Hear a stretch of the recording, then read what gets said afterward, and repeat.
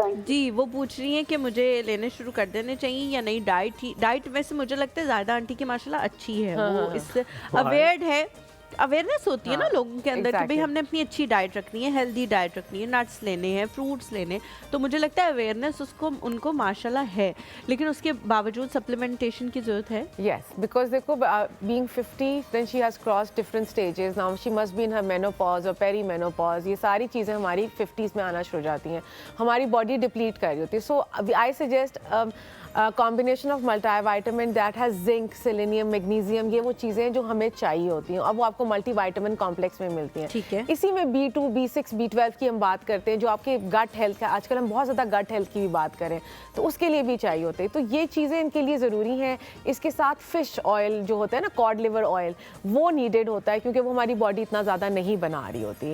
And 50s में we also get to see vitamin D deficiency also 50s. लेकिन नाशीन, cod liver oil आप जैसे ही खाते हैं, एक तो अजीब सा आपको बर्निंग सी फील होने लग जाती है, फिर कभी दाने भी बनने लग जाते हैं. लोग कहते हैं नहीं ये आपके लिए सूटेबल नहीं है. So she's in her 50s. देखो देखा जा सकता है क्योंकि कॉड लिवर इट्स ऑयल. आप अगर कोशिश करें कि विद इन द मील उसको ले लें, ठीक है, तो वो ये होता है कि खाने के साथ ही आपको इजीली डाइजेस्ट हो जाता है. अगर आपको दाने निकल रहे हैं और आपको लग रहा है कि आपको indigest, of course then you are unable. फिर हम उसकी फिश है, चीजें हैं, यू नो, इकोनॉमिकल स्टेटस, ये सारी चीजें आपने देखनी होती हैं, आप कितना अफोर्ड कर सकते हैं. तो वो एक पूरा चार्ट है. डॉक्टर साहब, आप गट हेल्थ का जरा हमें एक्सप्लेन करेंगी ताकि हमारे ऑडियंस को पता चले गट हेल्थ है क्या, कैसे वर्क करती है, कैसे फंक्शन करती है, हम भी एजुकेट हो इस चीज से. गट हेल्थ, आपका गट क्या है? आपका मैदा है, ठीक है. मैदा आपका जो है ना, अगर आपका मैदा खुश है तो आप खुद भी खुश रहेंगे, ठीक है. हम काम कर रहे हैं आजकल गट ब्रेन एक्सिस. आए छोटे से बच्चे की तरह करते हैं. मैदा क्या करता है? मैदा क्या करता है? मैदा ये करता है कि पहले आप जो खाना खाते हैं, आप गए, आपके पेट में मैदे में खाना गया, वहाँ पे ग्राइंडिंग होती है, वो छोटे छोटे पार्टिकल्स में, और फिर वो एब्जॉर्प्शन के लिए डिस्ट्रीब्यूट करता है, ठीक है. ये आपका मैदा है. अब आपका मैदा है तो अब सब चीज़ें उसी के अंदर जा रही हैं, ठीक है. वो आपकी बॉडी का घर है, आपने जो खाया सबसे पहले उसी में जाके स्टोर हो रहा है. अगर आप उसमें अनहेल्दी चीज़ें डालेंगे तो डेफिनेटली वो भी अफेक्ट होगा और आपकी बॉडी में जो डिस्ट्रीब्यूशन होगी वो भी इफेक्ट होती रहेगी. उसको समझ ही नहीं आएगा किस चीज़ को क्या भेजूं. वो अब क्या होता है कि अगर गट में कोई भी मसला होता है, आपके मैदे में कोई मसला है, सपोज डाइजेशन नहीं हो रही है, डायरिया है, कॉन्स्टिपेशन है, आपके ब्रेन को अफेक्ट होना शुरू होता है. आपका दिमाग थोड़ा सा अनरेस्ट पे चला जाता है.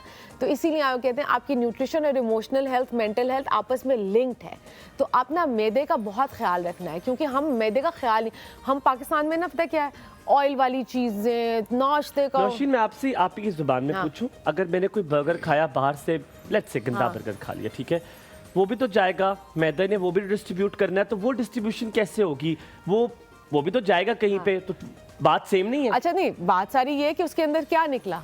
एक हमने न्यूट्रिएंट डेंस खाना खाया जिसमें आपकी बॉडी के लिए सपोज कैल्शियम, अच्छा खाना खाया, ताकि लोग होता है. अच्छा खाना खाया तो न्यूट्रिएंट डेंस, देखो कैलोरी डेंस भी होता है. न्यूट्रिएंट का मुराद है कि वो सारी रिक्वायरमेंट जो आपकी जिस्म को, ग़िज़ाएं जो आपको चाहिए, जिस ग़िज़ाइयत से भरपूर है.